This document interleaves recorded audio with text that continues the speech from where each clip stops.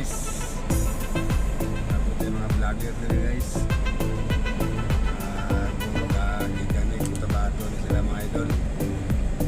Nuroy po ni sila. Bayo-bayo. Bayo-bayo sila mga idol. Ambing-ambing lang sa biyahe mga idol. Paingon ni sa Lovers Lane mga idol.